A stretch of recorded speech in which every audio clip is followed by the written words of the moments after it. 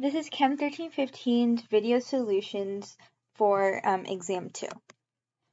For this question, we had to indicate whether each of the compounds was chiral or achiral by checking a box. So to determine if a molecule is achiral or chiral, one way is to see if there's a chiral center.